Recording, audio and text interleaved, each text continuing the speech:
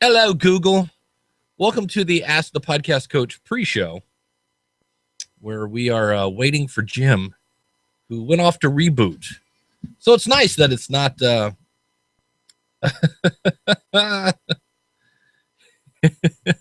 it's nice that I'm not the only person having problems. Although I did have problems today. We were going to do the...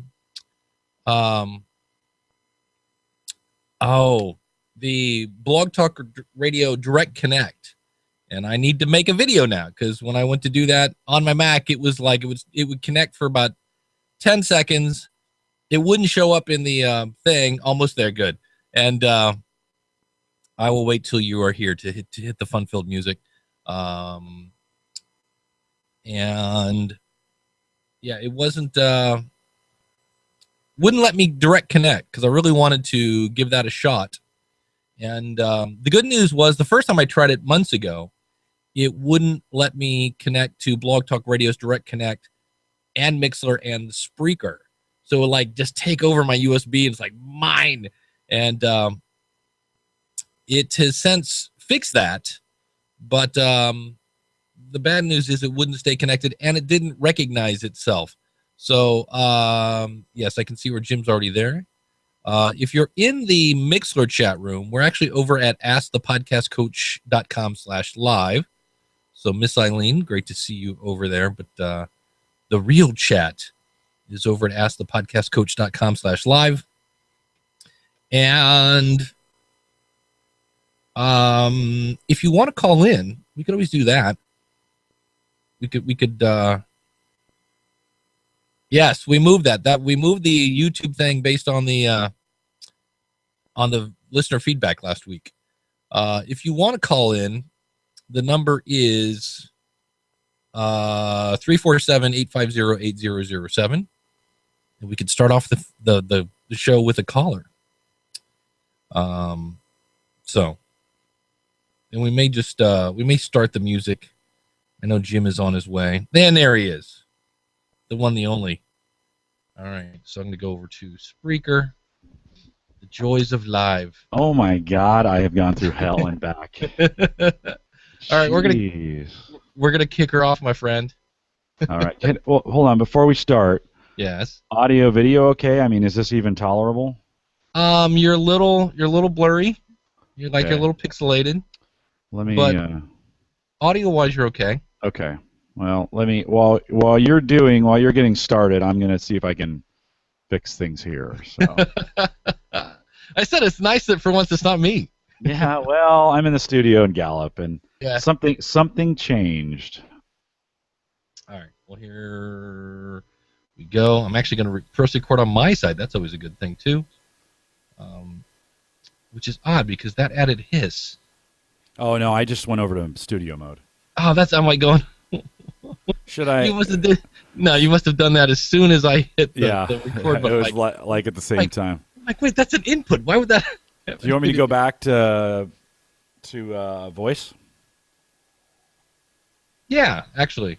Okay. Yeah, it's kind of annoying. Yeah, it's just. I need to mess with it to see why it's adding the hiss in there. All right, here we're back on voice. Okay. So we're going live on Spreaker. Ask the Podcast Coach for February 14th. Oh, it's Valentine's Day, 2015. Let's get ready to podcast. Get your chocolates out. Your roses for $97 million a rose. And welcome to Ask the Podcast Coach, where you can get your podcasting questions answered live. I am your host, Dave Jackson, from theschoolofpodcasting.com. And joining me after I wasn't the one with the technical problems today. Yay! Jim is nice enough to join us wherever he is, and he's out in Omaha, but he's actually from the AverageGuy.tv, the one, the only Jim Collison. Greetings, Dave. Welcome, or I should say thanks for bringing me in live from the Gallup Studios this morning, and just coming back from internet hell is where I've been.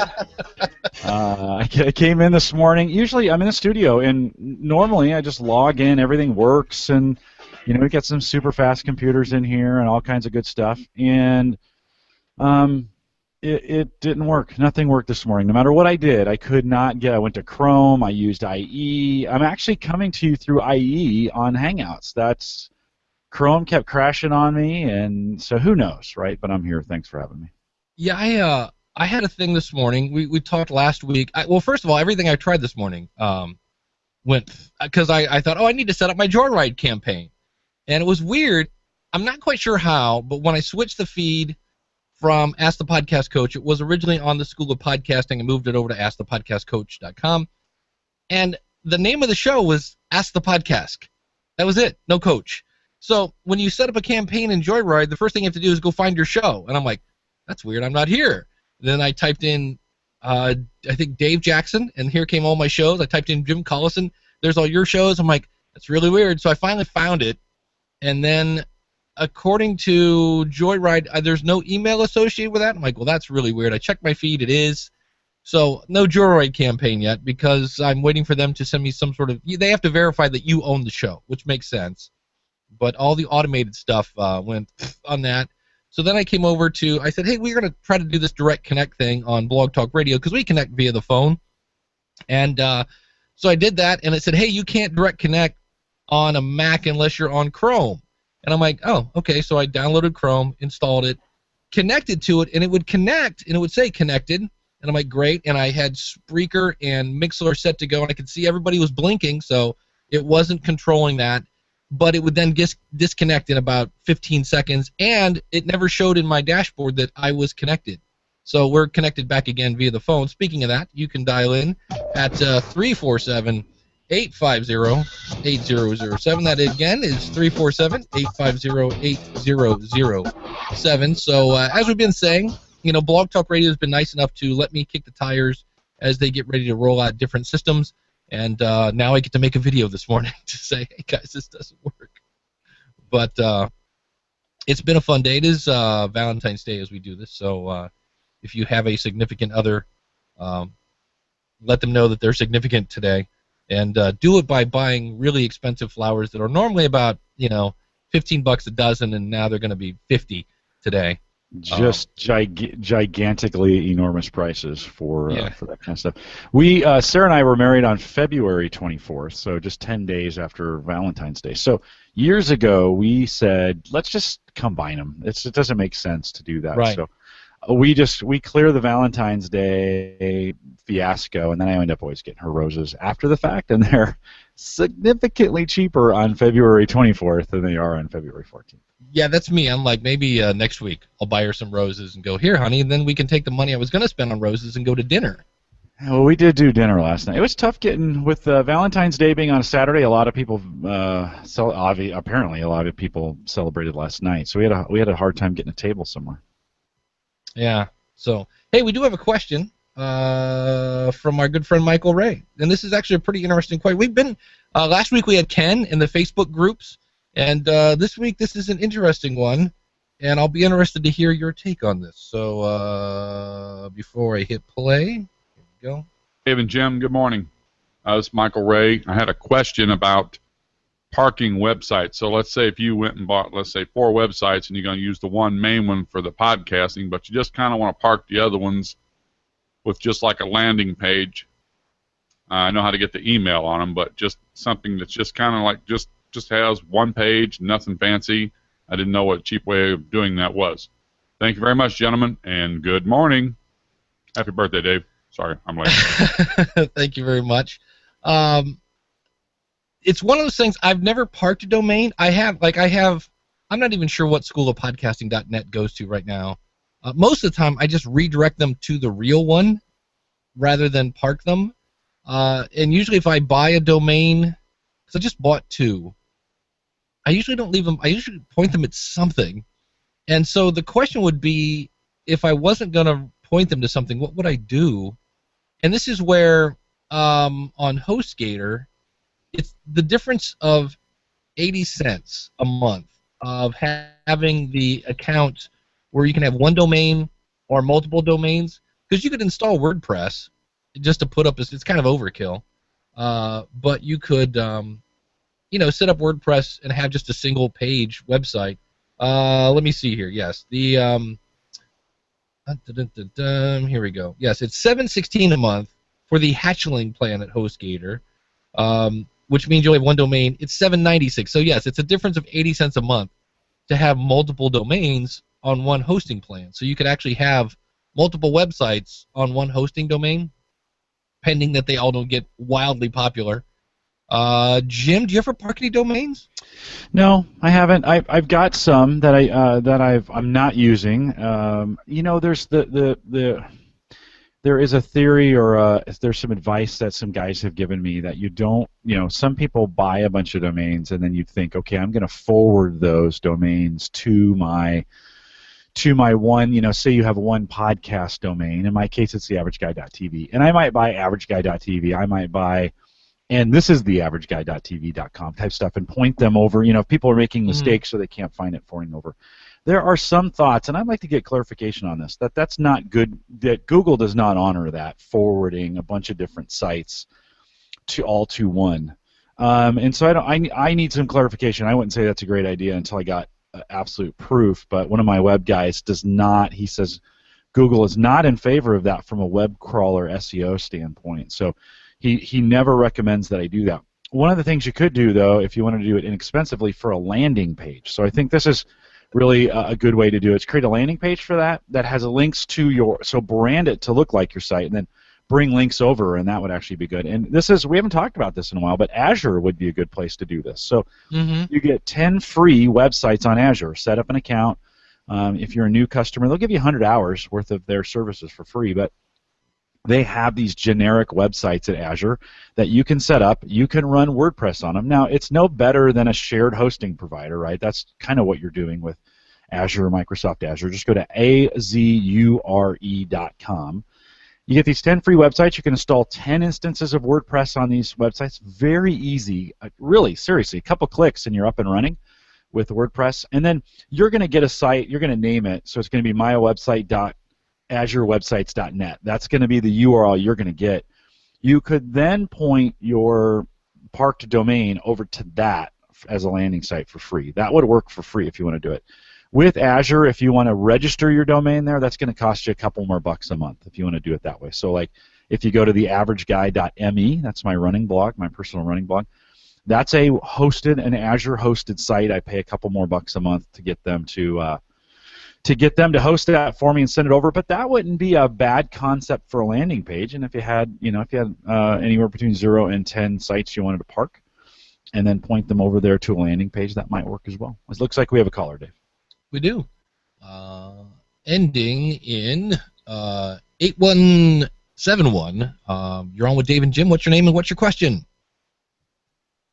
Hey, guys. Jason Bryant, Short Time Wrestling Podcast, MadTalkOnline.com. Good morning. Happy Valentine's Day, gentlemen. That sounds a little weird, but I mean it in the most platonic way possible. Absolutely, my man. You are on fire. You are... that's not a term I want. Yeah. I'm not trying to have an on-fire podcast. Yeah, let's go. Guys. You are trying to break that scene. Yeah, let's. You are having lots of success in your area of podcasting. How's that? That's true. I'm just once the checks come in, then I call it success. Right. Commitments are commitments until the check is inserted into the account via the Wells Fargo mobile deposit app. Nice. Excellent. Or PayPal, whichever you prefer. Right. Absolutely. So here's my question, and just to give those listening a little bit of background, I had asked Dave a question about, I'm producing a digital guide for the NCAA Wrestling Championships, a fan guide. I've done this the last 2 years with the various companies that I work with, and it's something that I'd always done, at least done the last 2 years. I'm being independent now. I'm like, you know what, I'm going to do this again, and I'm going to sell it. So Dave gave me the heads up on Gumroad.com, which I've actually set up pre-sales. The first day I've got 5 pre-sales already, so I'm already ahead of the game. So my question, though, is I had this idea when I was running out to get some children's Tylenol for my daughter last night, which, it stinks when you have a sick kid, but I'm sitting there going, I want to throw a promo code, an offer code in there on Gumroad, which is actually very easy to set up. Again, Dave, thanks for that tip. And I wanted to plant kind of like an Easter egg. If those are out there familiar with like video games and stuff, it's like a hidden thing in a game. And what I want to do is do a podcast episode that is only available for subscribers, people that actually listen via iTunes, RSS, or Stitcher. I'm not going to post it on SoundCloud. I don't want to post it as a blog post on my page. I want this to be kind of a thing where I give them a promo code to get a discount for people that they're only going to find it if they subscribe to it. And I'm just racking my brain on how to do this. I understand. I mean, I have most of my shows with Libsyn, but I don't use with the short time feed. I kind of break that out into two separate feeds because I have two shows on that feed. Okay. And it's like, okay, how do I put a episode out that's not going to show up? Because if I'm using PowerPress, it's kind of got to be a blog post or a post in that category to show up in the RSS feed. So I'm curious if there's a strategy, because I basically want to say, okay, go for it. I am all ears. If you go into the settings of PowerPress, I might, but what you can do is you can tell it, because normally you don't need this option, but you can tell it on a per episode basis, do I want to show the player or not? And so when you turn that feature on, when you go into your post, you will see where it says display player or not. So you could do your blog post still and then say, by the way, to hear this episode, subscribe in iTunes. And so it's still there, right? The actual file, the enclosure, if we're going to get all geek speak on it, the RSS still sees the episode, but it's not on the blog for people to listen to. Would that be enough for what you're looking for?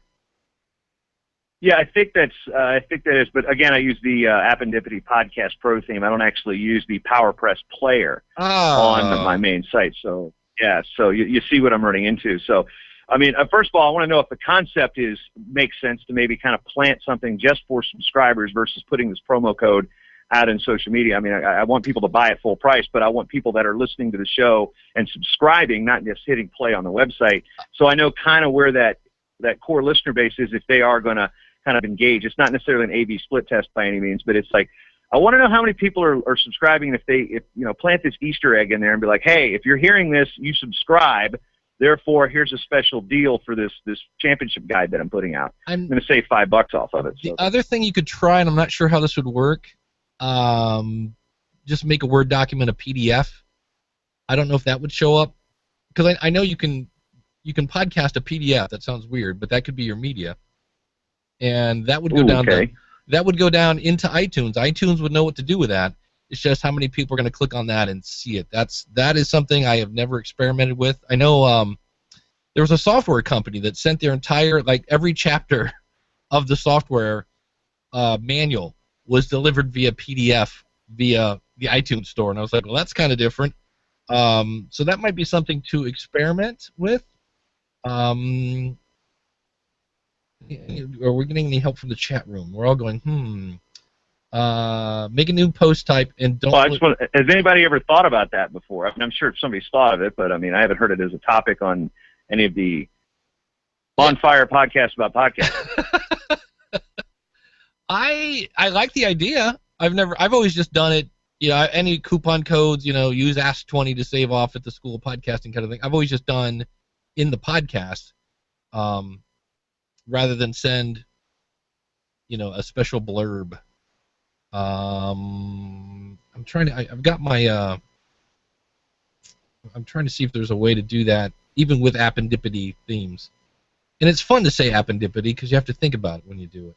It's like, is it Yeah, but you know how much autocorrect changes that when you try to type it in an email or a the red line hits you. Yeah, just to for anybody watching on video. To share my screen, and my screen locked up. That's always fun. I want to share. Been that kind of morning, hasn't it? It has been that kind of morning.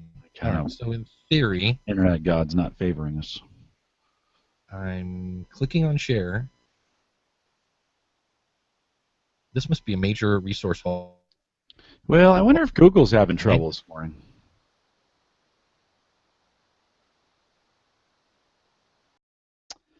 And I've lost you completely, Dave.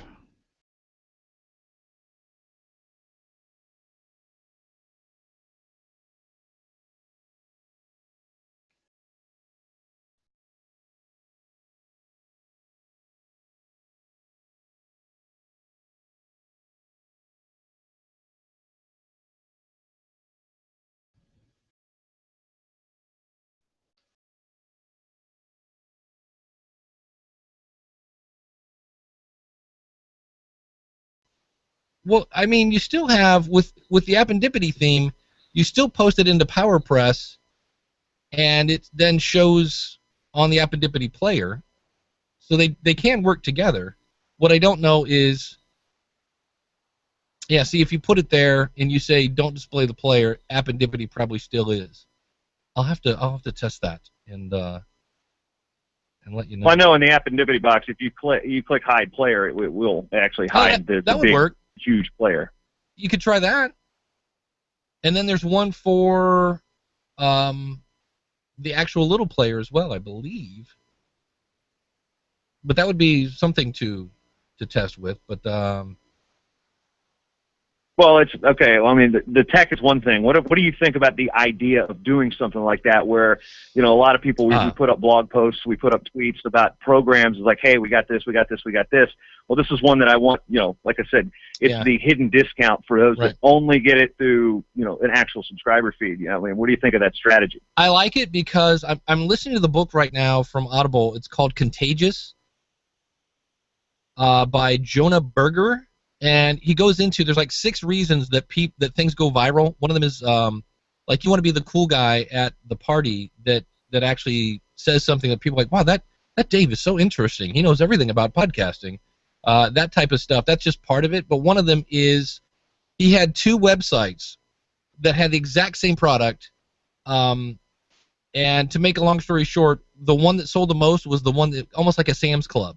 You had to be allowed into it to buy it, and that company, because people thought they were getting a better deal because they were one of the insiders, it actually made them sell more product. So it's really it's the combination of science and marketing kind of type of thing, because they did a lot of like huge studies on it. So it's worth a shot. The good news is it's not going to hurt anything, so if you do it, it'd be a fun thing to see how many people actually redeem the coupon code. Make the coupon code something people can type. Because every week I get somebody who can't spell the word listener. I get LISTNER a lot, listener. And I'm like, it's listener. So make it something like, like I don't know if I would use wrestle. I would think wrestlers would know how to spell wrestling, but somebody's going to leave off that. Oh, dude, you know how many times I put the L before the T, and I write the word wrestling probably 700 times a day.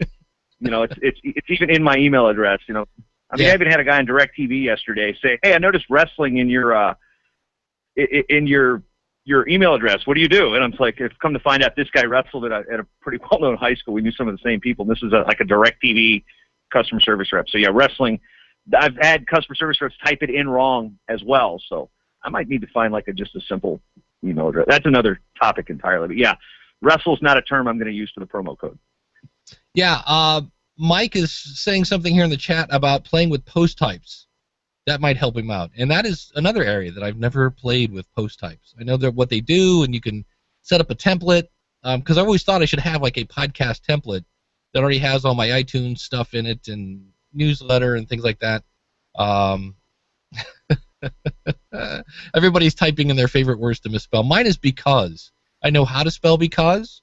I know it's B-E-C-A-U-S-E, but I still type it B-E-C-U-A-S-E.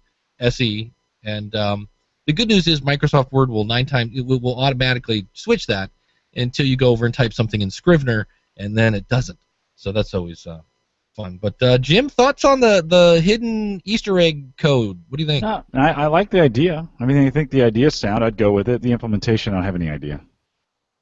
Yeah, that's because it's one of those things like throw it on the wall and see if it sticks. Yeah, if it works, go with it. Sure. Give it a try. The last episode of Radiolab, and I can't believe it's taken me this long to listen to Radiolab, talk about combining science with like pulp culture. Number one, they threw out some stats that there are more people on Facebook than there are Catholics. And I was like, wow, that's a lot of people.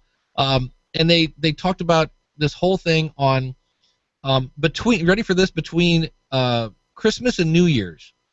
More photos were uploaded to Facebook than what's the, not Pinterest, the other one, the old Flickr.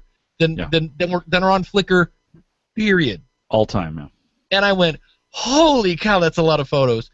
And everybody was trying to get them pulled down because in some cases it was my ex.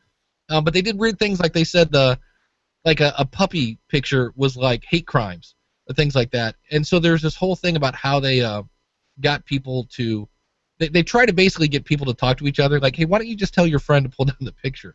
And they went through all these different ways of crafting the message, and it's amazing how one little tweak will get people to act. So, Jason, I'm not sure what the code would be or things like that, but it'd be great to, definitely give it a shot and let us know how it works.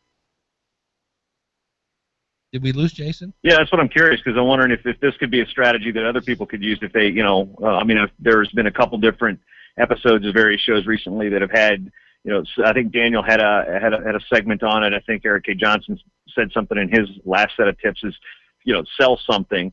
So I'm selling something. I am a peddler. Well, I will say this, that probably, and I'm just making this, 25% of the people that sign up at the School of Podcasting use a coupon code. And that coupon code is only given on a podcast. It's somebody who's listened to me. So they definitely are worth it. So it's worth a shot. You just don't want to make it too hard to get to. So. Yeah, that's the idea. It's basically, it's like, all right, I know if you're subscribing on iTunes and the episode comes in, it's not even going to be like a named episode. It's not going to be in my right. Numerical order. It'd be like Easter egg. I might even call it Easter egg because, right. That's what those things, and, I'm playing Mortal Kombat growing up. It's like, Noob Saibot, that's an Easter egg. Excellent. That's for those that like video games. Cool. Beautiful. All right, Jason. That's all I got for this week, guys. All right, my Thanks, man. Thanks for calling in. Thank you. Love the show. Yep, take care. All right. I did put a thing in the chat room. I'm going to buy this today. The guy behind WordPress SEO, Joost de Walt, just came out with a book, since we're talking SEO a little bit. It's $14, and it's normally $19, so it's and here's something that's let's do the math on that real quick. It's $5 off, and again, this Contagious book talks about this, that in this case it would be smarter for him, instead of saying $5 off, to say 14 divided by 19. What is that? That's actually 24% off. So it would sound better if he said it's 24% off today, as opposed to $5, because it's a bigger number. But it's a book on SEO. It talks about keyword strategy, site structure, and content writing. And you can find him at Yoast, that is YOAST.com. I love his plugin. And, SEO is always fun, because you can buy this book in a year from now to be completely outdated, because Google will change all their algorithm. And, hey, that's fun. As he looks down, guess what's not working anymore? The phone line? My recorder. Oh, bummer. I have no idea why. It's Well, pretty hard to turn off. Google will back us up today. Well, and this is where I will definitely not delete the Spreaker call. Right. I wonder why that happened. Oh, I know why. My battery's dead, and I have it plugged into. Yeah, this is the problem right here. This is the power cable. Oh, nice. It's not plugged into anything that's providing power, so my batteries are dead, and that would be why. That's there you go. Lesson learned, kids. When you're podcasting, you might want to plug stuff in. That seems to work much better that way. So I'll go ahead and hit record anyway, just for giggles. But you get some part of that. I was listening to a back episode the other day, and I could tell we were talking, and the audio was okay, and then boom, it's really good. Yeah, it's crystal clear. Like, oh, Dave spliced that one in. Yeah, it's always fun doing that, just to hear just the difference. Now, maybe if we're in voice mode, and I could take out some of the hiss and keep some of the clarity, things like that, it may not be quite so obvious, but yeah. So let's see here. Well, we should go ahead. I got a really nice review for the first time in a while on iTunes. I don't ask for those a lot, and so Daniel's plug-in kicked one out for me this morning. That was really nice to get that. I always underestimate the power of a positive review. And when it comes in, again, I don't solicit them very much. Maybe every other month or so, I'll say, hey, if you're thinking about it, go write a review on iTunes. But for my own shows, I don't game those systems very often. In fact, we'd have a huge potential at Gallup to do that with the number of listeners that we get both live and listening to the recorded versions. So it was nice to get a review. And then this week, as I was looking back at my Spreaker stats, we broke 1,000 audio downloads on Spreaker per week it's right at 1,000 for 3 weeks in a row. And so, I turned on the RSS feeds. I typically, I'm a self-hosting guy, but for various reasons, I let Spreaker be our host here at Gallup. And for one, it's free for the most part, right? I mean, since we partner with iHeartRadio, we've got a good jillion hours worth of stuff for them. And even if I had to pay for it, it wouldn't be that much. And we're seeing some nice download numbers. And so it's been fun to do that whole process here at work and get that done. Get the RSS feed set up, submit new iTunes. This week we got it submitted to Stitcher. That had been one question I'd seen in the Facebook group. How long does that take? That's a couple weeks process just to get Stitcher to kind of pay attention to you and get those put in. We've done all those things. Tune in and some of the other ones. I've got a few more I need to put them on. But it's been fun to watch. So we started this all on Facebook, on YouTube. And so we were video only, no subscribe options. You caught it on YouTube, or nothing. And then we came back to the audio stuff, and I'm seeing more and more people make their way over to audio. So the other question along those lines, Dave, and let me throw this out to you. I'm seeing podcasters say, is there any value to audio-only YouTube bits, right, that are out there? What do you think? No. Is my well? He's not in the chat room today.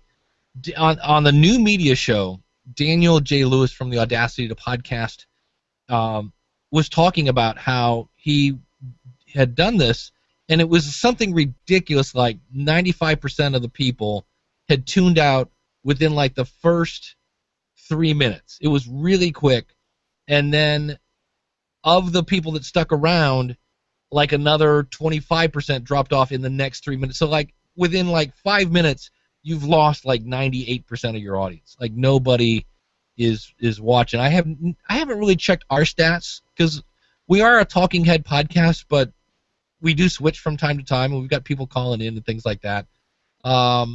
So based on that, now I haven't looked at. I know Spreaker has the thing now where you can post things to YouTube. I know Hanny over at Simple Podcast Press is working on integrating that into the plugin.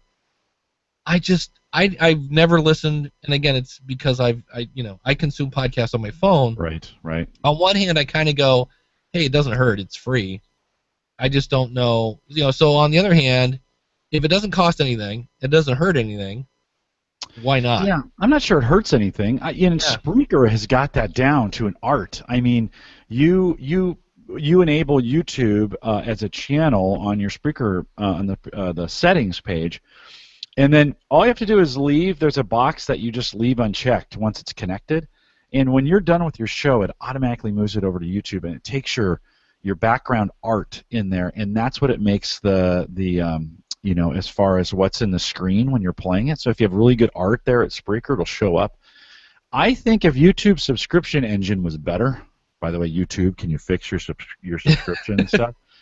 If it was better, I think it would be dynamite. It'd be a no-brainer at that point.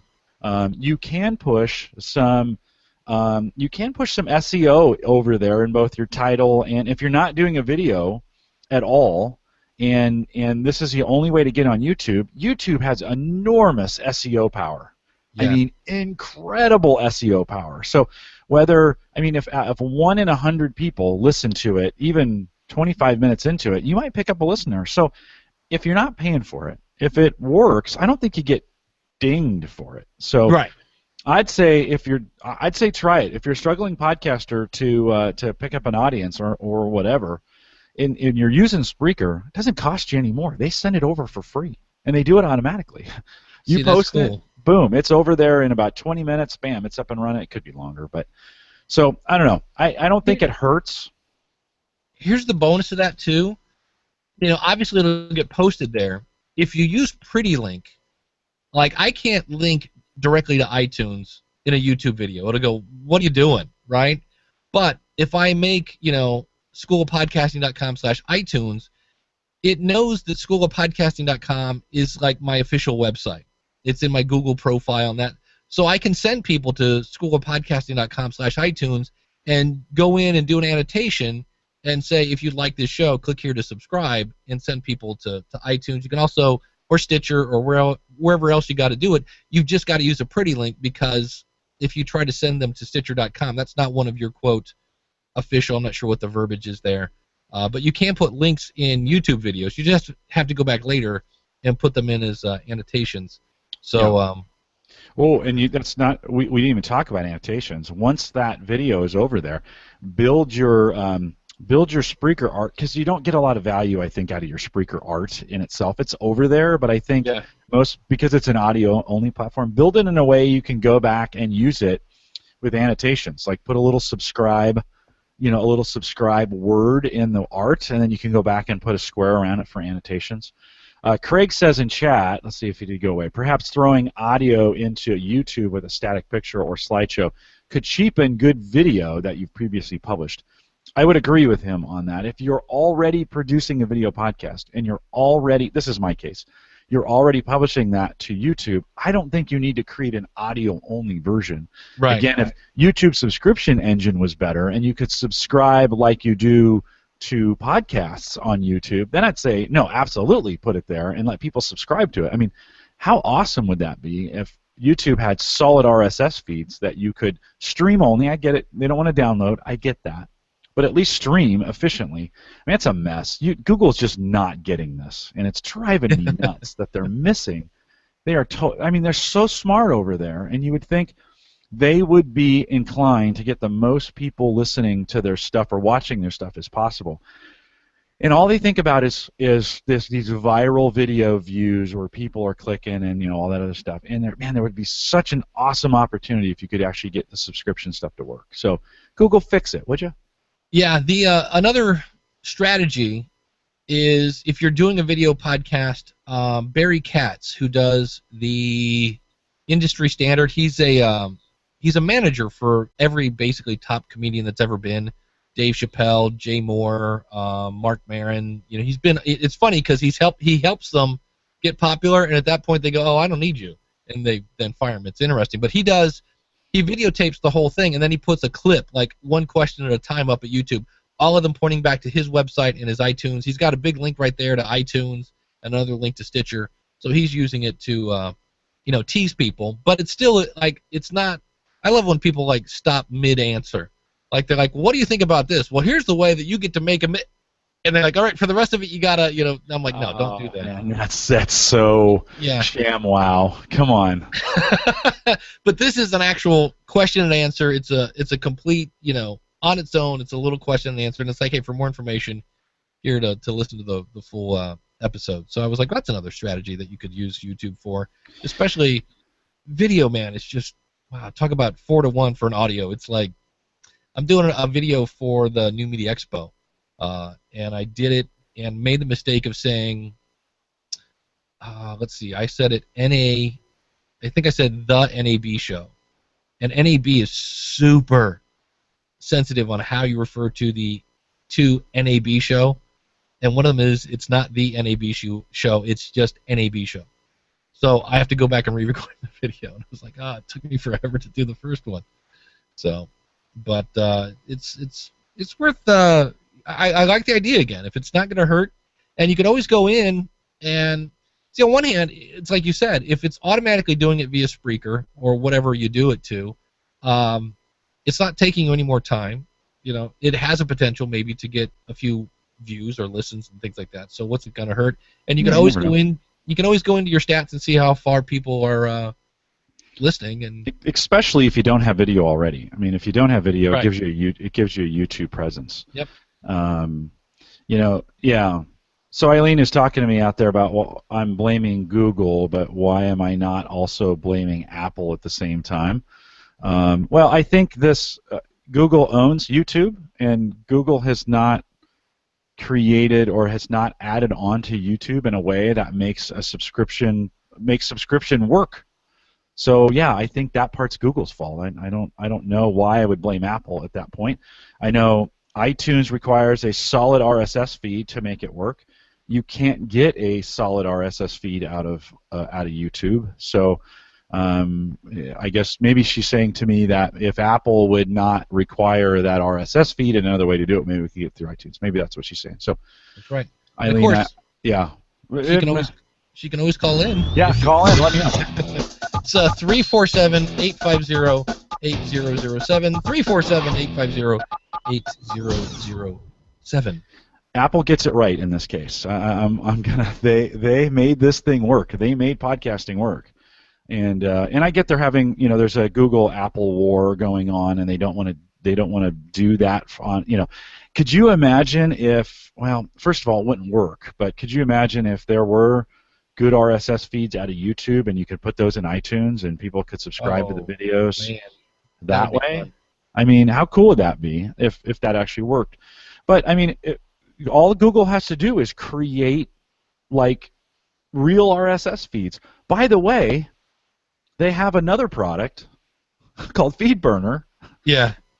That specialized in that, and they abandon it. So again, Google has they're not helping us here. Google's not a friend to podcasters from this standpoint, and yet they've got this awesome product that we're using right here, right now. Right. It's like it's so maddening. Yeah. Come on, Google, figure it out. It is odd, and the only thing I can think of is just because they can't find a way to monetize it. I think if they could put an ad in front of your podcast or something, then they'd be all about it. But that would be great. Man, if there's a YouTube player that worked like iTunes, they could just clean up. I mean, man, they could clean up on this stuff. Like Mike Dell says, Google hates RSS. They do hate it. They do hate RSS. Yeah, they do. No, I don't disagree. You can't put ads in it. They tried with FeedBurner, and I never really. Well, they tried in a day when they were trying to advertise to a bunch of tech people, and we're all too smart to deal with ads and stuff. I think now with the popularity of Serial and some of those other and the NPR podcasts, I think those days are back. I think if they could monetize with some ads out in front, and that they do it on YouTube. Again, they do this already. The subscription engine just doesn't work for them. So yeah, it is. I have been subscribing to more things on YouTube. So like when I go to YouTube now, it's kind of like here's that part. It shows me what it's kind of good because it shows me the people that I want to see their content, that they have new content on it. It's driving me nuts that now it's adding, hey, since you like these 3 people, here's a huge list of things we think you'll like. And I'm like, why do you? I don't want to watch, Power Princess Power Hour. I'm like, what? Who? It's like when somebody else watches your Netflix account. And it completely messes up your here's the things we think you're like. No, why would I want to watch, Grey's Anatomy? What? So that's always fun when that happens. Craig asked a good question. Is there money in podcasting for Google? And I think there is. I mean, I think maybe not directly, but certainly Apple is now seeing that it's driving users onto their iTunes platform, which I think for a while they tried to kill, and then somebody went, oh, hey, actually, you know what? If we get a lot of eyeballs in iTunes, we can get people buying our stuff. I mean, they've been probably watching their music purchases be eroded away by Amazon and Spotify, and it's like, hey, let's get our eyeballs back onto iTunes so folks will buy their music that way. So is there music directly, or is there money directly in podcasting for Google?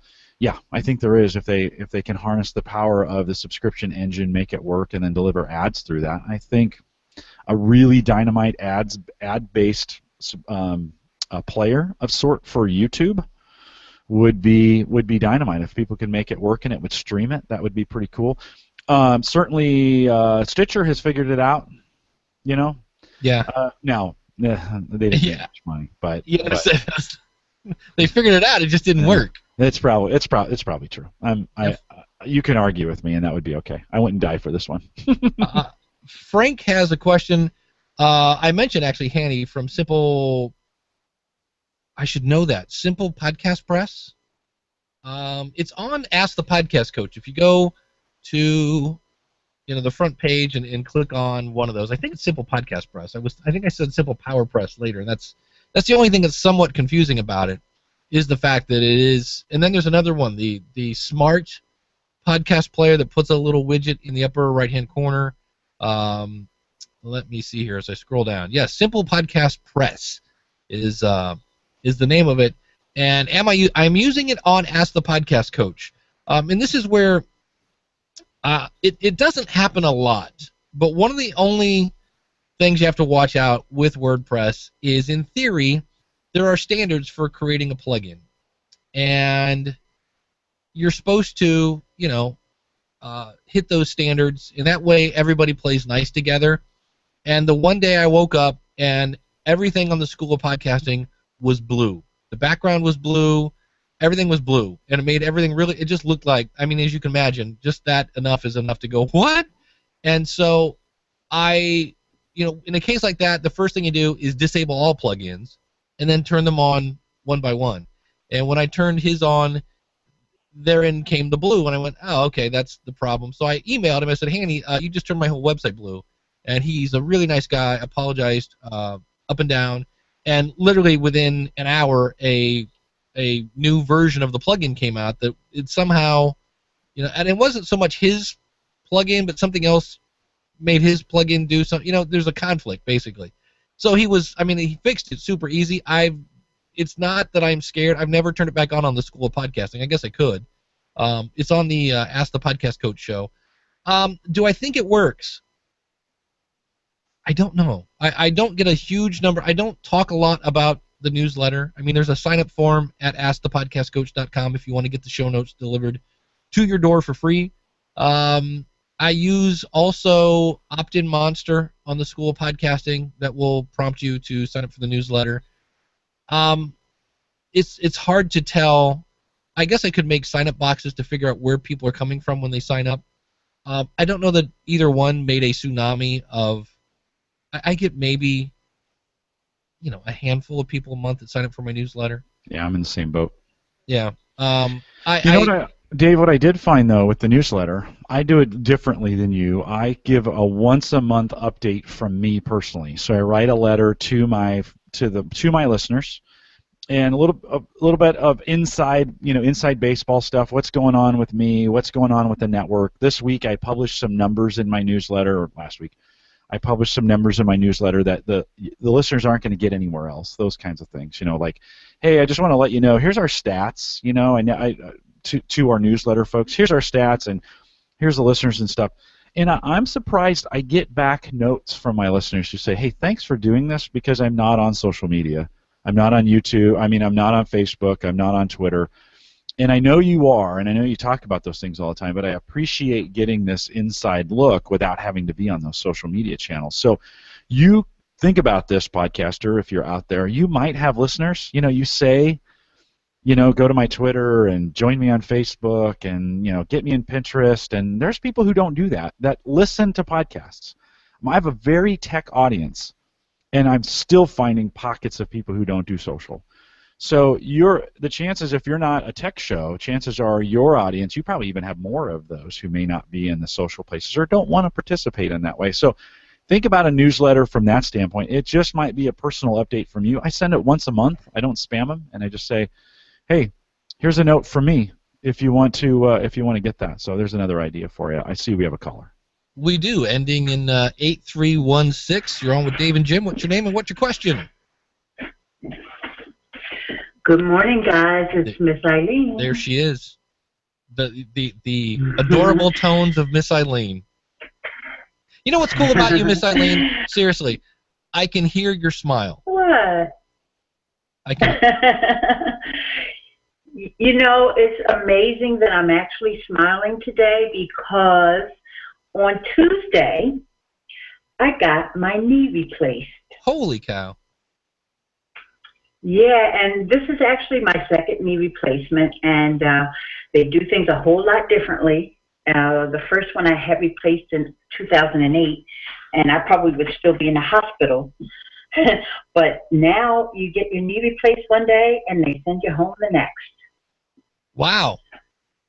So, Yeah, so I'm here dealing with that, and I had ice on my knee and stuff, but I have to weigh in on this RSS feed and Sure. YouTube versus Apple. You know, I really am a big YouTube person, and I'm watching, like right now, I have you casted onto the big screen. You know, I'm always watching YouTube, and when I'm not, I may listen to my podcast. I'll also cast them onto my TV. I know I listen to podcasts in a very, very unusual and unique way. But years ago, actually when I first started podcasting, and I think between Daniel and Ray and Dave, the first person that I started following was Ray. And Ray said, well, if you have a YouTube channel, you can use Blip, Blip TV, and you can send your feed to iTunes. And I did that. And that was my real first podcast. That's what when people ask me now, how long have you been podcasting? Well, I sort of was podcasting with video, but then, you know, Blip TV, they did whatever they did, and all of a sudden they yanked my feed because, I don't know, who knows? I guess they knew that they were going to get out of that free hosting game. Yeah. So, but in the meantime, you know, I probably spend more time with my YouTube channel than I do with my podcast. So I found a lot of things that I can do with that RSS feed. So, in fact, I use it for social media promotion because a couple of the bloggers networks, if anybody who doesn't know me, I'm pretty big on blogging, and I'm in a lot of bloggers networks. And there's one called Triber. I use my YouTube RSS feed. So the YouTube RSS feed works in a lot of places. So when I see that it doesn't work in Apple, it's not valid by the feed validator, the first thing that comes to my mind is that darn iTunes. Yeah. So when I hear Jim say Google needs to get it together, and I'm saying to myself, no. Apple needs to get it together, or they just need to stop fighting because they're hurting us. But I guess they both don't care because they both have their own business models, and of course Apple makes, I don't know, buckets and buckets of money, and I guess Google makes even more buckles. I don't even know who makes more money. They're both big. They're both huge. And so does Google need to care about podcasting? Nah, not really. Yeah. I think they're doing okay. Do they care if you do they care if they have a native app on their phone? Nah, evidently they don't care. And does Apple care that you can't put your YouTube feed into iTunes? Hecky no. Yeah. They definitely don't care. I just want to bring up the fact that I don't think it's all Google's fault. I think these guys have some kind of little behind-the-scenes war going on outside of what we all see. Because, you know, if you're into podcasting and YouTube, you know, there's a lot of things that are very evident that are right in front of your face. But there's other stuff that's going on, I think, that we don't even see. Because there is no reason that all the brilliant minds, the geniuses at these two companies, it's not that they can't get it together. They don't want to. Okay, am I right? You definitely, Jim? No, I don't think so. I think it's Google's fault. They could absolutely change their RSS feed to make it work. It's not a good excuse. You don't think? Wait a minute. And you don't think that Apple could change the way they accept feeds to make it work? Why would they have to? Right? Huh? They already have a published standard. That's the same thing with Google. Right? But they have a published standard that Why would Google have to? They were the first out the gate, and they have a published standard, right? It's not that hard to make that standard compliant. I totally blame Google. I'm not saying Apple's off the hook on some of these things, but This is a situation. Listen, I'm no fanboy of either side on those. Right, in this case, it would not be difficult for Google to make this work in YouTube on iTunes. Not difficult at all. They choose not to. The RSS feed that iTunes has taken has been a standard for 10 years. So it's not like they're changing it to block it for YouTube only. So they could do it. The model would need to change a little bit, right? YouTube would need to allow for downloads and to really make this work, and that doesn't exist today. So I can't. I mean, I see your point, Eileen. I do. I totally do, but I can't agree with it from that standpoint. Well, let me just say that in my other life that's not online, my real job, I work for a standards development organization, and it's really the #1 standards development organization in the world. So it's ironic that you would bring up standards. And what happens is, in order for standards to be fair and what we call consensus standards, all of the major players and stakeholders need to be at the table. So that one mega company doesn't have their way. So Apple, in other words, Apple and Google and whoever else, Stitcher, let's just say they were going to redo the whole standards thing. They all have to be at the table. Apple can just say, "Oh, I was here first."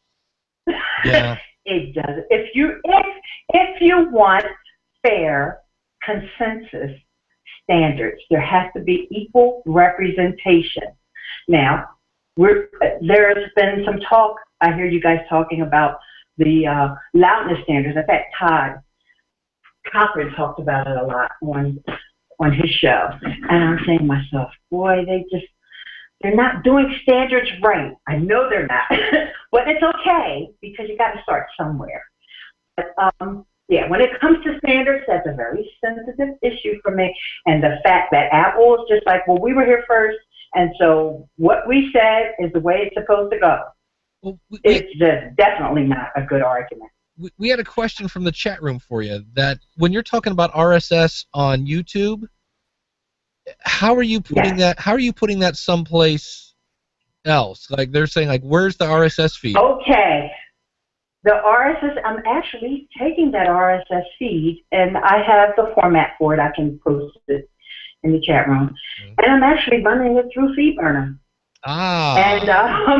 And you know, and you can, the beauty of doing it that way is you can also use it in that service that everybody seems to love, IFTTT. Yeah. You can use it, and like I said, I use it on Triber.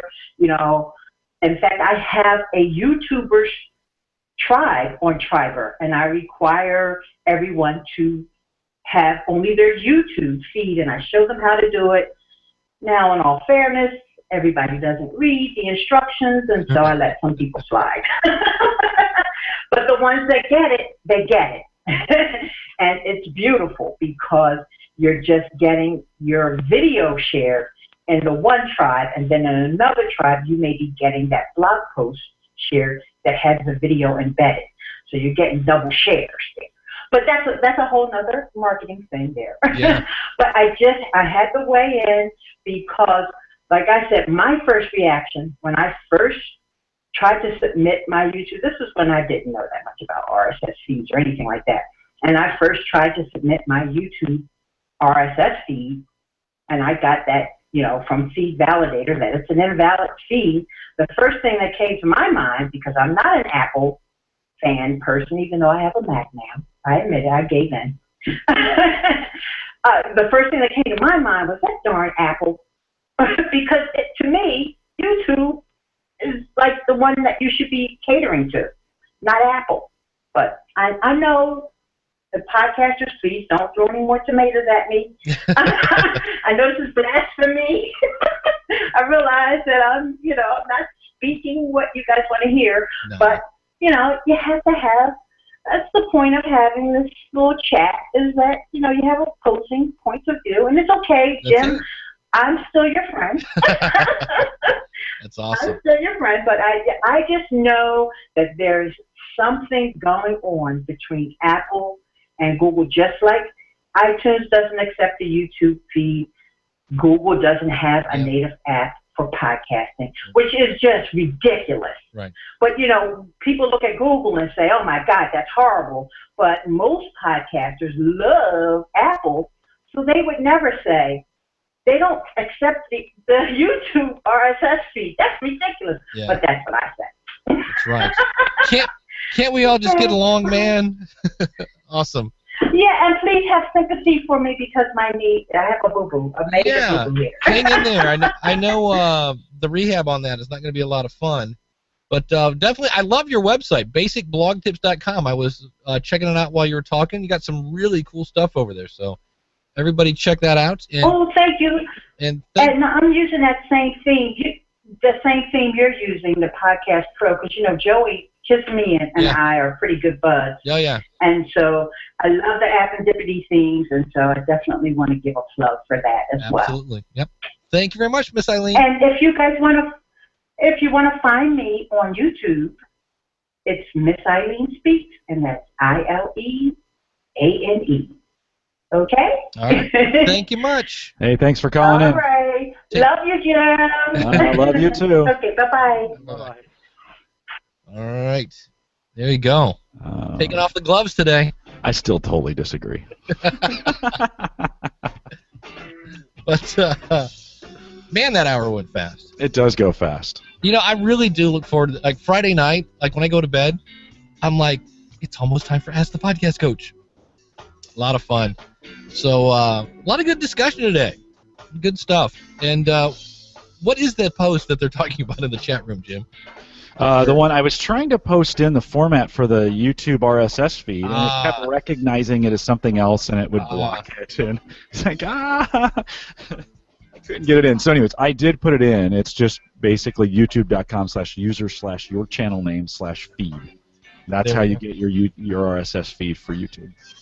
Got it. Well, as always, you can find Jim over at Well, you can find us at AskThePodcastCoach.com/live.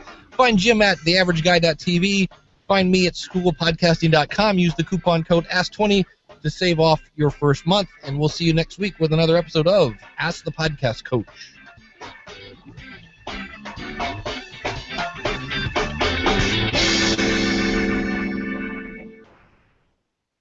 Yay. By the way, I really do love Google. Well, there was, I think it was on She Podcast, where they mentioned how, like, it's so, like, duh. Like, Facebook is primarily, you know, everybody, but right now Google Plus, Google Communities, all that, predominantly male. I'm like, no kidding, really? The tech guys are on the Google side. So, well, it's not a matter. This isn't an argument, I think, of Google versus Apple, right? This is going back to my original point. This is a discussion of YouTube's subscription engine sucks. It's horrible, right? It's terrible. And I'm not even mentioning the RSS feed options that don't make their way to iTunes. I'm just saying Google needs to get their act together and fix the subscription stuff that they have on their own site and make it more like iTunes. It can be its own separate thing. In fact, it would be better if it was its own separate thing.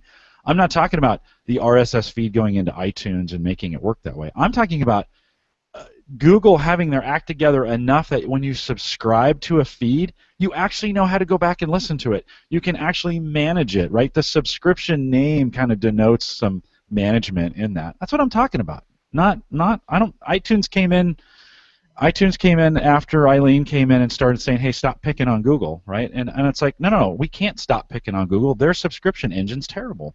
Fix it, Google. That goes back to the original point. And I'm not heated or mad about this. It's just one of those things that's like, come on, Google, fix the subscription. It would be so much better if it actually worked.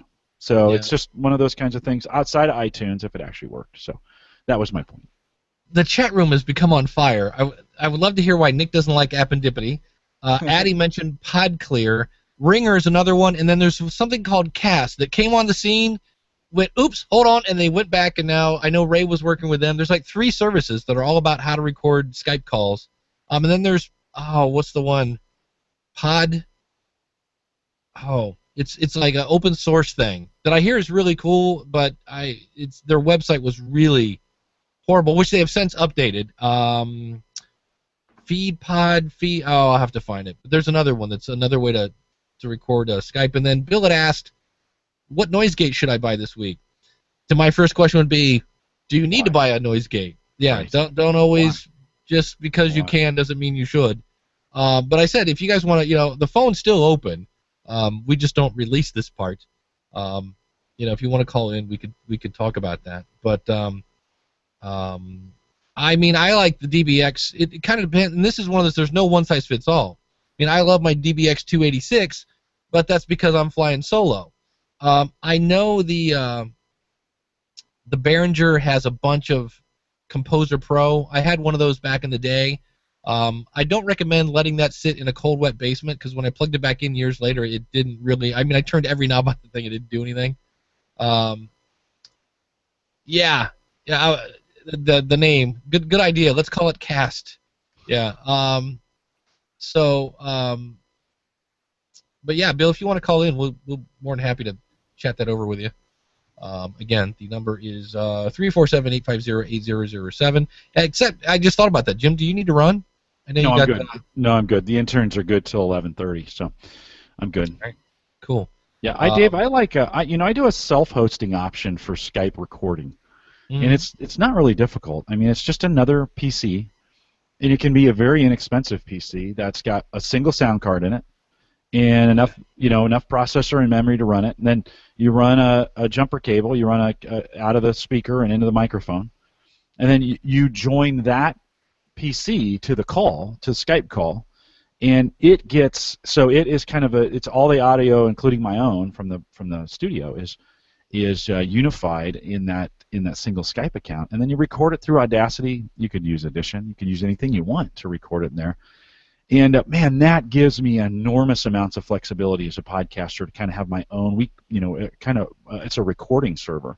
One of the nice things is, especially if I'm in a bad location where the Wi-Fi is bad or where the bandwidth is bad, I can remote into that and get the recording rolling, and it's rolling from home as opposed to rolling from the location that I'm at, so that I'm not getting the worst.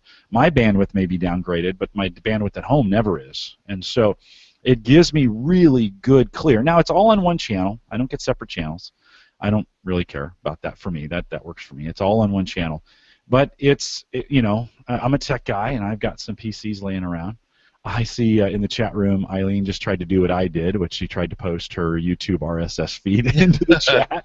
That doesn't work. I tried it twice, and I put quotes around it to see if it would stop doing that, and it didn't. But I see we have another caller, even though we're post-show. Dave, who do we got? That's all right. I think this is probably Bill. Bill, is that you? Yeah, Dave. Can you hear me? Okay. We can hear you fine. So why do you want a noise gate? Sometimes when you. That's a good question. Actually, I'm getting pretty good sound right now, but I want to up the score, and it basically is for ScreenFlow. I'm trying to learn how to make better podcasts in ScreenFlow. And one of the problems I have, Go ahead. Well, let's go back to what a noise gate. A noise gate is for removing noise, like a noise, a hard drive, a fan, outside noise, something that's hopefully not, and the idea is you say, look, my voice is at 8, the dryer is at a 3, so only let things that are at least a 5 get to the recording. And so if you don't have a lot of background noise, a noise gate is not going to really help you out a whole lot. Okay, it's just for breathing. Yeah, I guess you could do that. Because I go and edit. And it's for ScreenFlow primarily.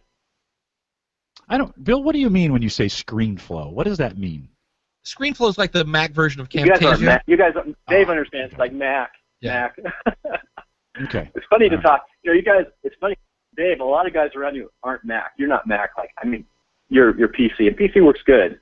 But I'm Mac by force, and it's funny the two ways we think back and forth. Because I couldn't relate, to Fantasia, to ScreenFlow, and all this, but it's ScreenFlow. It's a recording piece of software, right? It's just a recording piece of software. So it's no different. It's no different than Audition or Audacity, right? Yeah, it's meant to make videos. It's mainly capture your screen. They have a cool, I just upgraded to 5. And I can actually make screenshots. I can do a screen recording of an iPhone. And that's when we went, oh, learntosubscribe.com is going to get a major upgrade in the future, or an iPad. So that's the new thing in version 5. I upgraded yesterday. I've yet to play with it, but yeah, so it's a pretty cool thing. But you could also just record your voice, and it does all the, you can do lower thirds and swipies and flippy doos and all the other fun stuff. It's a cool program, and the beauty of Mac software is you pay through the nose for the hardware, and then the software is like $30. So it's pretty cool. Yeah. Hey, I'm making a little bit of money right now installing WordPress for people. I do it. I help out. Believe it or not, I help out a lot of politicians who are going to run in 216 because they get taken to the bank on their websites. Yeah. What I'm doing is I'm trying to teach them how to set up their website, how to manage it with HostGator or Bluehost. And it's real simple. So I'm going around a lot of just helping them out for a few $100. So now they can self-manage, learn to do that, learn to get their own donations with all the middlemen. I think it's a great product. So that's what I'm doing. I'm trying to do more professional tutorials, things of that nature. Hey, I do have one question for you. This is sort of a touchy question. And Dave, how is your course being affected by the quote-unquote free podcast courses that's out there right now? I don't know, but here's the thing. I actually thought about this weekend. I bought the domain, I think it's podcastingforfree.com. Because I thought about it. I have enough people. I had somebody. Oh, good idea. Well, not really, because think about this. I could make a course, sell it for $50 on how to use all these systems, and you could actually podcast. Obviously, you have to pay for the microphone, but in theory, you could use your earbuds, and you could basically podcast for about $30. The people that really want to, don't have the money for that, probably are not going to put out the $50 for the course to learn how to podcast for free. I thought about that. I'm like, let's really think about that market before I go making videos on how to make a website out of Tumblr and, but the thing that I get from my audience is the fact that they can say, what do you think of this? And 9 times out of 10, I've heard of it. And if I haven't, I will go find it out. And you're paying me for my experience. It's kind of my job to know stuff. The free podcast course, that's fine. There's absolutely nothing wrong with firing up 2 microphones and you and your bud talking about it, and that's cool. I can definitely help you launch that podcast. The problem I have with that is that same person in about 13 episodes is going to go, why am I not making any money? And I'm like, you said you didn't want to make any money. You're just going to do it for fun. And it's like, so you started you went left, and now you want to go right. And now, you got to change everything. So, so I don't know if it's affecting me or not. I mean, there's been free stuff for years. Why is it when you type in podcast consultant, I'm on the front page? Don't know. Glad I'm there. In some cases, you get what you pay for. So now John Lee Dumas, of course, has his free podcast course. And I might actually do something similar to what he did, because I've been batting around the idea of having a short podcast. So I thought about that. Maybe I'll just do like a 30 course, and then I got a couple ideas batting around. I got to get the School of Podcasting where I want it first. But in reality, I don't worry what other. FYI. Yeah. Go ahead. FYI, when I install a WordPress site up, I charge a couple $100. I'm get a nice steady bunch of clients. I always put the Blueberry feed in there. I get them going, set up. But I say, here's how you do a podcast, but if you want to learn more, I shoot them over to your school. So. Well, beautiful. Sign up as an affiliate, buddy.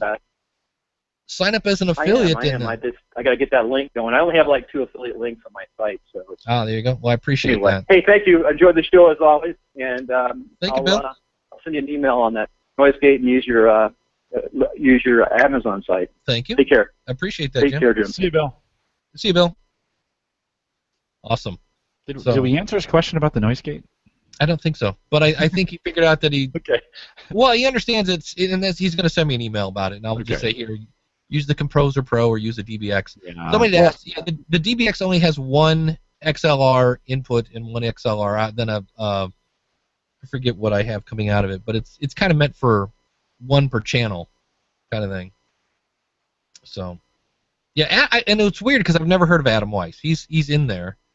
I have a couple domains that I'm going to be putting into play, but where's my affiliate? schoolofpodcasting.com/partners. we'll get you there. And for the record, that's probably going to change. I got a bunch of really cool stuff coming down at the School of Podcasting. It's really weird. I was literally one step away from being done, from doing my move, and I found some new technology, and I think it's... Oh, you got sucked into the shiny objects. I did, and it's something that I kind of preach, but I kind of, you start buying things for features that you never use. And It's like, okay, this one like the one system I have right now at the school, if I wanted to, I could have a point system. Like for $100, you get 200 points, and this class is 50 points, this one's 37 points, and you can spend it the way you want. Great feature, I'll never use it. I could go on, and I found this new system, and literally, when I moved to the School of Podcasting, I've been doing it off and on over the months, and it took me a lot. I redid a good 30% of the School of Podcasting in about a day. And it has features that I've wanted that I didn't have. The only thing that has me worried is I don't host it. I really have to put a lot, but it's owned by a fairly big company, so I feel that way. But it's going to make things really cool, and it's really going to expand the affiliate part of the world, and it's pretty cool. I'm like, that's one of the things I'll be doing today. But yeah, I have been tempted by the shiny objects in the past, but I kind of went, I contacted the company, and I'm like, hey, can I get a trial version of this? Because it's actually not even out yet. It's coming out in, I think it came out yesterday. No, it's coming out at the end of the month, and it's awesome. And I can't really talk about it yet, besides the fact to say I can't wait till this thing's come out. Because if you're going to do a membership site, it's because right now I'm paying for Wistia, I'm paying for Optimize Press. I'm paying for Digital Access Pass, all those things, plus my media hosting, which I still say have your own website. But this is, in the end, it's like $35 a month and they host my video. I'm like, how many videos can I have? Any limit on bandwidth like Wistia? No. I'm like, really? There's no limit on the bandwidth? No, nope. And I'm like, okay, so we'll see. It's a very scary thing because I'm going to put a lot of my eggs in a basket of people that I kind of know. And I'm like, but on the other hand, I don't have to worry about my website being slow anymore because I have the School of Podcasting. We'll still be the School of Podcasting, but when you go to the membership site, it's going to go over to this thing, which will be very, very cool. So we shall see. Yes, but I've been. I was laughing. I'm like, am I casturbating? I'm like, no. This will actually benefit the. You know how many people get uptight about that word? That's amazing. When you first put that out, I thought like, oh boy. Yeah, and that's why I did. I was like, it's right on the edge. No, it is edgy. It's very edgy. Yeah. So, and what's really odd, somebody bought the domain years ago. So I can't say I coined that because apparently somebody else thought of it. Yeah. It's like, you know what? That might be a book someday. Let's buy that domain. I'm like, what do you mean it's not available? What about podcaster baiting? That might be. Yeah, I'll have to check into it. Joe. Right. Makes you go blind. Look at the bright, shiny things. So. Well, it's he says Jason says that's already a show. Apparently, I didn't Google that one in advance. Masturbate? I could see that. I'm sure all the good ones are taken. Yeah. Probably so. I think with going back to the gates, limiter gates, unless you have a really noisy environment or you're going to be live in a noisy environment, certainly those can, what those limiter gates are really good for is limiting the echo that you're going to get if you're in a live setting and you got speakers coming out. So that's a really good example of when you want to do that because then you can really crank up that gate. And it'll block anything, if it's coming back through the mic, then it will really, really, really block all that background noise, including the echo. So it's that's where I would get it. I'm not sure the average podcaster sitting in their basement, even if it's a loud basement, I'm not sure they necessarily need a, if they're using a high LPR 40, then maybe, because that's going to pick up a lot more than these 2100s. But I don't know. The PR40's got a pretty good, if they were using like a Audio-Technica 2020 or something like that. But, Yeti Blue would Yeti, one of those mics pick up a lot of that stuff. Yeah. Yeah. It's like anything. That's just what they do. Yeah, it's like anything else with the noise gate. You can kind of overdo it too. I know when I first started out, I had a really noisy basement, and I would have it. Anytime I went to I stopped talking, it would take it down to silence, and it became very noticeable then when it was coming on and off. And granted, if you're in the car, you didn't notice it, but if you're listening in earbuds, you're like, wait a minute, why is it? It made it more noticeable. Where I think in the end, if I just let it alone, having a little bit of hiss, nobody would have noticed. But it made it because all of a sudden it would be there and go, it's like okay, so yeah. Well, hiss would be another reason, right? Too. I mean, that's not a bad if you've got that or a hum somewhere in there. Yeah. It would reduce. But you got to remember, as soon as you start talking, like you're saying, you open up the gate, and then if that hum is there, you're gonna hear it.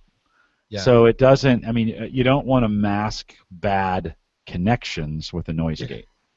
I was going to try to play everything I have that makes noise is plugged into the mixer, like the iPad. Well, actually, I could do that. Oh, I'm not playing this now. So if I... Hey, don't forget, before I forget, I'm out next week again. So okay. I don't think we're going to do a show next week. Okay. I think we're just... I'll do a best of or something. Okay, so here's this, right? So in theory, you shouldn't hear that now. But I could, if I wanted to, I could go... And I can turn this down. Down there. So I see the green light go away. So now you don't hear it, right? Well, I heard it when you talked, but you opened That's the thing. When I talk, you hear it in the background. So it's cool, but then all of a sudden you're like, wait, I still hear it. And then I talk, and you're like, so it's that's one of those things where depending on the situation, stop! And now my noise gate's really, the threshold is turned way up. So I may actually sound a little weird because if I get kind of quiet, it starts to cut me out. Yeah, if you get too quiet. Mike Howard also mentions the nice thing is the clean gain. Oftentimes you'll get a little bit cleaner gain.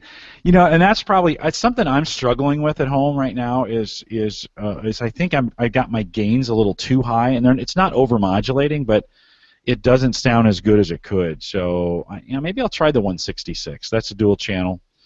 And I think it's 240 right now if you want to go that route. But yeah, Frank, probably what I'll do is take some of the after show stuff and put that out that's never made a quote to the post show stuff. To the post show stuff, yeah, the post show stuff will probably be that. But yeah, Frank, casturbating is your choice. Remember that. That's right. But yeah, a couple things. I'll either be doing that move thing I talked about, or B, actually spending some time with my wife. We might actually go out of town for the weekend. When I heard you were not going to be available, I'm like, you know what? It might not be a bad idea to take a little extra time with the wifey on a weekend. I haven't done that in a while. That would be good. We actually have a stair race here in town. So First National Bank building 40 floors to the top, and every year they do a race. It's 40 flights up, and they give you a time to trip, and boop, and then you take off, and you go 40 flights up, and I do it in about 7 or 8 minutes to get to the top. It's a crushing. You can't breathe for a week. I was in a building in downtown Cleveland, and I wasn't running, and it was 23 floors. And so on my lunch, I walked up 23 flights of stairs, and then I just collapsed into the elevator. It's some work, and we trained for it for a couple months to get ready, and so that's next Saturday, and so I'll be over there during this slot running stairs, so you can be thinking of me. It doesn't take long. Doesn't take long, right? And within 10 minutes you're done, but it takes a full solid hour to recover from that for sure. That and you rip through your jeans because your thighs are now the size of a fire plug. Yes, you do. Well, it really burns your lungs, right? I mean, after a while, you have such and I forget what they call that. I think it's a VO2 deficit is what it's called in your lungs. Your thighs are burning more than your lungs can possibly take in, and so you create this deficit. And actually, we call it stair cough. And so you're coughing for a couple hours after you're done, where it just feels like you've just burned your windpipe. And so the second question you should be asking me then is, Jim, so why do you do this? It doesn't sound very fun, right? Well, all the training that it takes to get ready for this thing is really good for you. So it's one of those kinds of things where that's part of the culture here at Gallup is fitness. So helps me stay from being absolute. I mean, I'm a big guy, but I would be gigantic if I did not do those things. Yeah. Fred has a question. Please let us know more about on your podcast training podcast. Did I mention a podcast training podcast? I think there was earlier you had said something and somebody said the name. Just don't name it. Yeah. I thought about doing. It's one of those things like in my free time, so we know how that's going to go. Shorter shows, right? You were talking about shorter shows. I thought about doing a show. 90 seconds. Oh, hello, Miss Blog Talk Radio person. I need to click her and say no. I want more time. Remember, we couldn't do that. It doesn't matter if she goes away anyway. I thought of it, outlining like the basic stuff. I thought about doing this free podcast thing. I want to do a podcast. I haven't done a podcast from scratch in so long that I really wanted to do it and like almost do a white paper on it. Here was the topic. Here's the domain I picked. 60 seconds. Shut up. Here, I can mute you. And kind of do that. And I thought about, I could do, so many people that approached me want a podcast for free. And there were two things I thought about that. I'm like, okay, you could do it, and actually do it using that equipment. I don't know that I want to be known or associated as the free podcast guy. Right. I was like, as a brand, I'm like, I don't want to be. I've already been called the Walmart of podcast training because my price is not $2,000 an hour. So that was when I was like, But I thought about it, just taking some of the stuff that I've already talked about on the School of Podcasting. It really wouldn't be anything new. So here's the episode on microphones. Here's the episode on this. Here's the episode on that. Go to howtopodcast.com, so.